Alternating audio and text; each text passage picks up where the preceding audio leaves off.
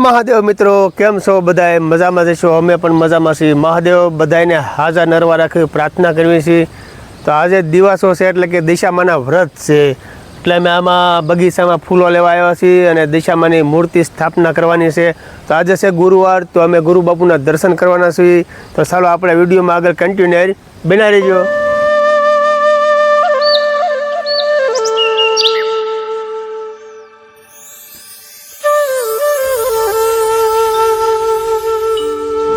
ગુરુ બાપુના દર્શન કરીને આમાં આપણે ચકલીઓના સૈન ને પાણીના કુંડાને એવું ભરી દીધું છે. હવે અમારા વિવેકભાઈ છે, સરસ મજાના ગુલાબ છે, તે અમારે ફૂલ લઈ જવાના છે. ફૂલોને એવું પણ લઈ લીધું છે. આ પાણીના કુંડાને એવું બધું ભરાઈ ગયું છે. સૈન નખાઈ ગઈ છે અહીંયા પક્ષીઓ માટે. હવે દિશામાની મૂર્તિ સ્થાપના કરવાની છે, તો ત્યાં આપણે જઈએ. અમારા વિડીયોમાં આગળ કન્ટિન્યુ બનાવી રહીજો. અહીંયા દિશામાની મૂર્તિનું સ્થાપના કરે છે. ત્યાં ચકલીઓની સેવા પણ ઘણી બધી કરી છે. આપણે જો આ બધા માળાને એવું બાંધ્યું છે, તો આ પાણીનું જે આ બધું રહ્યું આ તાંહળીમાં નાખે છે, ચોખાને એવું બધું. તો આપણે એમની માટે કુંડ વાળ્યું છે, તો એ પણ ટીંગાડી દઈશું. અહીંયા ચકલીઓ પાણી પીવે. આ ચકલીઓ માટે પાણી પીવાનું કુંડ વાળ્યું છે, તો અહીં આપણે ટીંગાડી દઈએ અને એમાં પાણી પણ ભરી દઈએ, એટલે બધાય ઠંડુ પાણી પીવે. અને આ એક સેવાનું કામ છે, કારણ કે આ દિશામાનું વ્રત ચાલુ થયું છે, તો આટલું આપણે સેવાનું કામ કરીએ. ચકલીઓ રોજ અહીંથી પાણી પીવે એવી માતાજીને પ્રાર્થના કરવી છે. ઓલા વર્ષમાં અહીંયા માળાને એવું બધું બાંધ્યું હતું. અહીંયા બધી ચકલીઓ માળામાં એવું બધું જો આવે છે, એટલે અહીંયા પણ એક સેવાનું કાર્ય થઈ રહ્યું છે. હવે દિશામાની મૂર્તિને એવું બધું સ્થાપના કરે છે.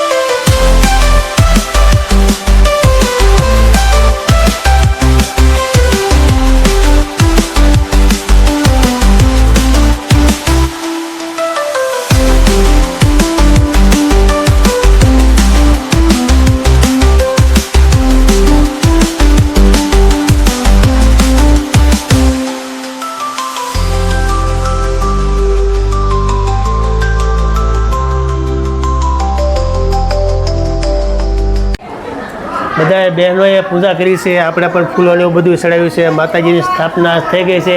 તો હવે માતાજીની વાર્તા થાય છે. બધા બહેનો બહાર બેસીને એક ચોખાઈથી માતાજીની સાંઢળી બનાવે છે અને વાર્તા કરે છે. તો ચાલો આપણે જઈએ, આપણા વિડીયોમાં આગળ કન્ટિન્યુ બનાવી રહીજો. ના દિવસે લેવાય છે. વ્રત લેનારે સવારમાં સ્નાન કરીને વાર્તા સાંભળે છે અને 10 દિવસ સુધી ઉપવાસ કરે છે. માટીની સાંઢળી બનાવી તેનું પૂજન કરે છે. 10મા દિવસે આ સાંઢળી જળમાં પધરાવી દેવામાં આવે છે. આ વ્રત 5 વર્ષ સુધી કરવું અને વ્રતનું ઉજવણું કરવું. ઉજવણામાં ચાંદીની સાંઢળી બનાવીને સુપાત્ર બ્રાહ્મણને દાનમાં આપવી. અષાઢ મહિનો આવ્યો, દિવાસાનો દિવસ આવ્યો. ગામની સ્ત્રીઓ આ વ્રત કરવા માટે નદીએ નાવા ગઈ. નદીના કાંઠે રાજાનો રાજમહેલ હતો. રાણીએ આ જોયું અને દાસીને પૂછ્યું, આ બધી સ્ત્રીઓ શાનું વ્રત કરે છે?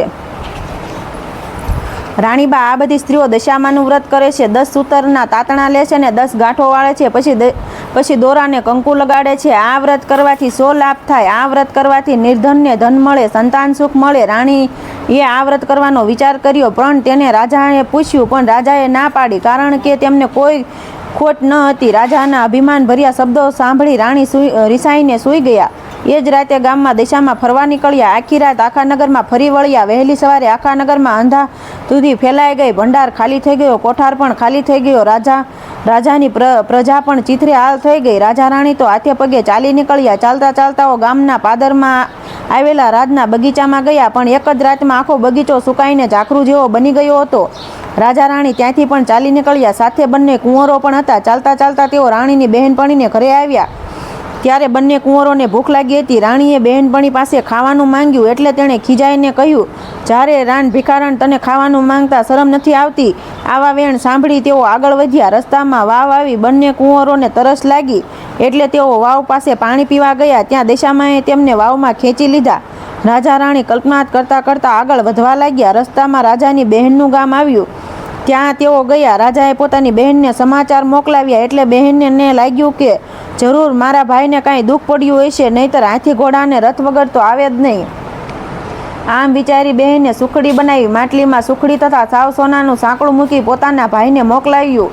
ભાઈને માટલું મળ્યું એટલે માટલું ખોલીને જોયું તો સુખડીના કોલસા થઈ ગયા હતા અને સાંકળાનો સાપ થઈ ગયો હતો. આ જોઈને ભાઈને લાગ્યું કે મારી બહેન તો આવું મોકલે જ નહીં, આ તો જરૂર આપણી દશા ફરી છે.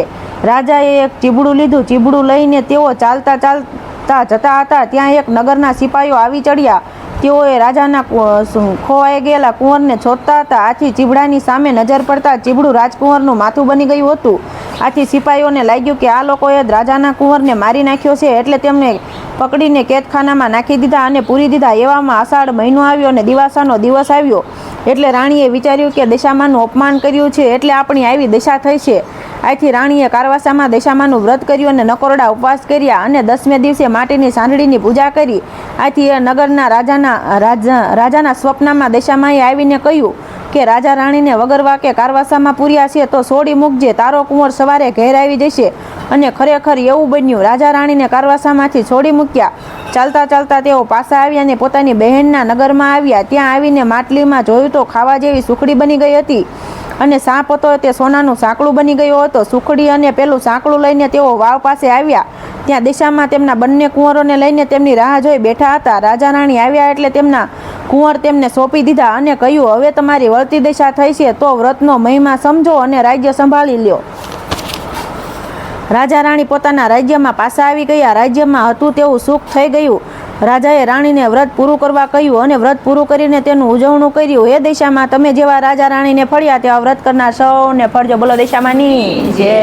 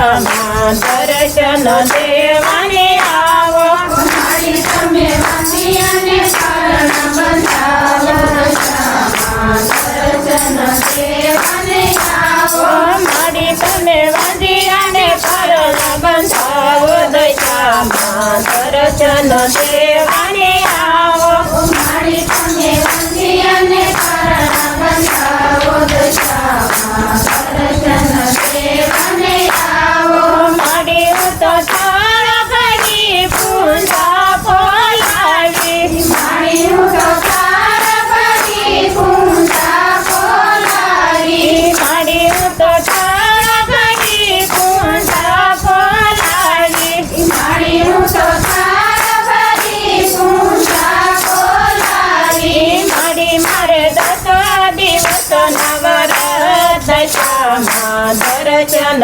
દેવાને